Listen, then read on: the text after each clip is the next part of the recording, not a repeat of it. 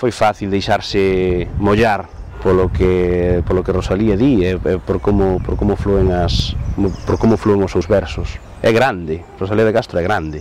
É unha autora rebelde, revolucionaria, para o seu tempo profundamente revolucionaria en moitos aspectos, no aspecto feminista, no aspecto social e no aspecto político. Vaite noite, vai fuxindo, vente aurora, vente abrindo, co teu rostro que sorrindo a sombra espanta. Canta, paxariño, canta, de poliña en pola, que o sol se levanta polo monte verde, polo verde monte, alegrando as ervas, alegrando as fontes. Nace como un encargo a Anxo Angueira, da Consellería de Cultura, para a Feira Internacional do Libro da Habana. É un proxecto de 3 realizacións, un é o disco, Rosalía 21, o espectáculo e máis un libro. Con el o que quixemos foi facer unha revisitación ou mesmo unha revisión na medida do posible desta autora que consideramos a nosa poeta nacional. Eu son responsable de algún xeito da dirección xeral do proxecto, da parte máis literaria, por así decelo, e Abe Rábade é o responsable da parte musical.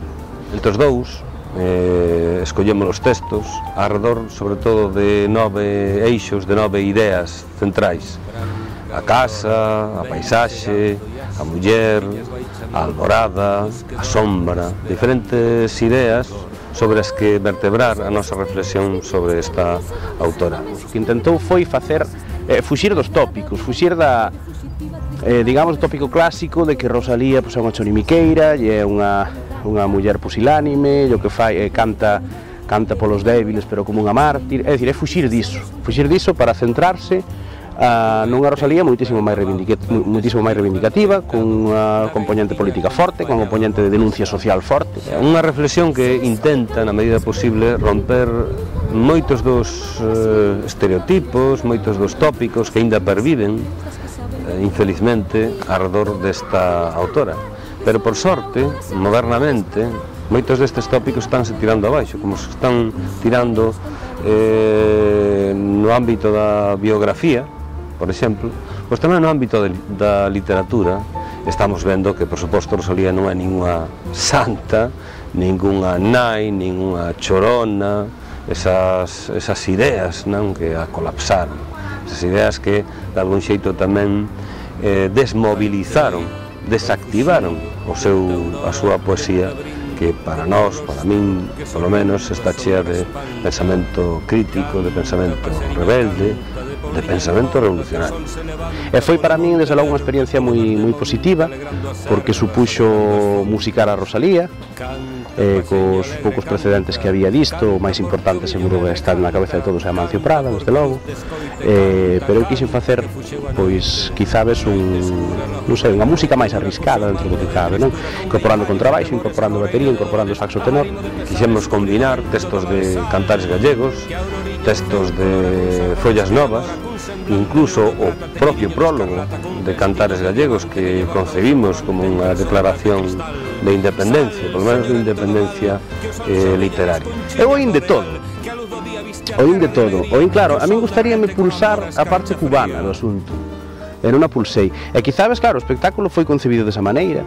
É dicir, moita xente fala da parte galega, tildouno pois de demasiado, con pretensións demasiado didácticas, quizás.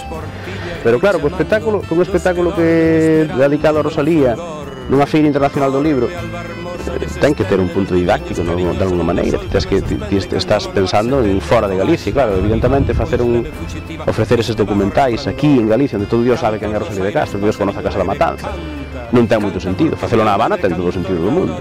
Oín de todo, e oín xente que lle gustou moito a música, oín xente que lle gustou, como non, a maneira de recitar de Anxo, super enerxética, e Dios, Anxo pon os pelos de punta cando recita, non pasada.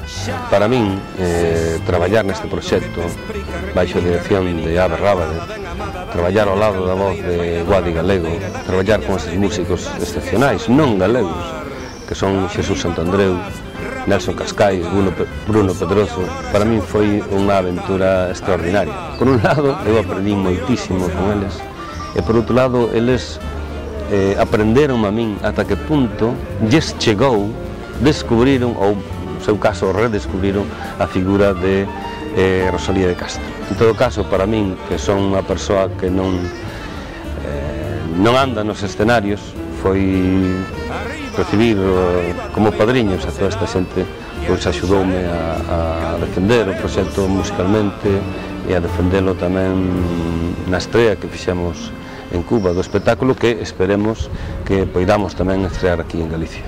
Porque o proxecto tal como foi concebido ten un carácter bastante institucional, é dicir, ten un carácter institucional na maneira na que se pretende vender unha poeta nacional pois con certos valores que son os que se queren reivindicar desde unha Galicia diferente, desde unha Galicia nova, unha Galicia moderna, unha Galicia na que cambiaron moitas cousas. Entón, eu ás veces tamén son unha persoa moi contestataria, con quen sexa, ademais. A mí a veces gustaríame que esa inercia na que se quere facer fincapé tivera máis forma.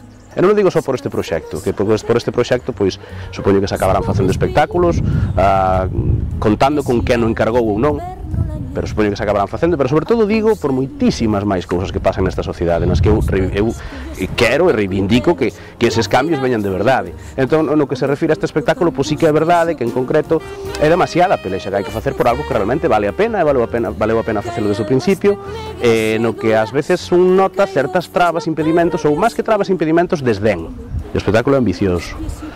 Un espectáculo ambicioso, cando non se pode levar a cabo cos medios que hai que levar, pois desluce, non? Por eso temos moitísimas ganas de facelo en Galicia, e por eso o pido tamén desde aquí, que o podamos facer e que cheguemos todos a un acordo para poderlo facer, porque merece a pena, e vale a pena apostar por iso, tamén a nivel institucional, claro que sí. Rosalía era unha autora totalmente nacionalista, sen dúbida ninguna. O que pasa que aínda non había un soporte teórico para o seu pensamento traducido como ela fai en literatura. Ela é a que di: pobre Galicia, non debes chamarte nunca española. Son palabras versos moi rotundos que ningún outro autor do seu tempo foi capaz de decir. A mí interésame esa dimensión política de Rosalía, sen dúbida, pero tamén me interesa outra dimensión, que é a súa propia estrategia como escritora.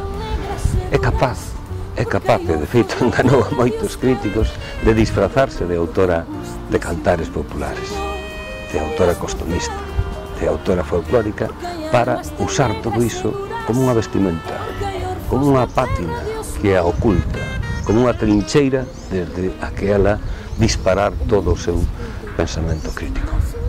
E despois é unha autora que indaga no eu, nas profundidades do eu, como tal vez ningún autor o fixo no seu tempo, nin na Península Ibérica, nin en toda Europa.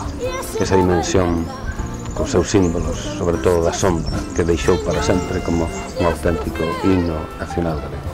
O importante era que evidentemente non escurecer o texto, nunca, non diluir o texto en música, porque eso non te podes permitir iso. O que queres é que a peza central sexa Rosalía. Hai unha cousa importante que me gustaría dicir, é que para a voz de Rosalía, esa nova voz, non, que pretendemos con este disco, eu non tive dúbidas en pensar en Guadi. Foi a persona que pensei e a persoa que afortunadamente accedeu a participar no proxecto. Eu encantado da vida, pois porque realmente é en quen eu confiaba para prestarnos a súa voz e puñerlle a Rosalía. Subir ao escenario, digámoslo así, da man de Rosalía, coa responsabilidade de transmitir a obra de Rosalía, xa é outra cousa, sobre todo estar tamén ao lado, non sei, dunha música tamén tan complexa, non como é a música que fixo Ave para este proxecto tan complexa, que creo que está á altura tamén do que a propia Rosalía de Castro. E é unha relectura de Rosalía, pois vista cunha ollada máis contemporánea, na que a propia selección dos textos, por exemplo, aparece o prólogo de Cantares. O prólogo de Cantares é un prólogo moi reivindicativo desde o punto de vista político, que parece ser que é unha Rosalía que algunha xente quere negar incluso, ou quere tapala como se non existira, e está aí. É unha poeta actual, sen dúbida, e estamos certos que será unha poeta que continúe falando eternamente, porque é unha autora que, como todos os grandes autores, sempre terá algo que dicirlle aos seus lectores de calquera tempo e de calquera lugar, porque é unha autora universal.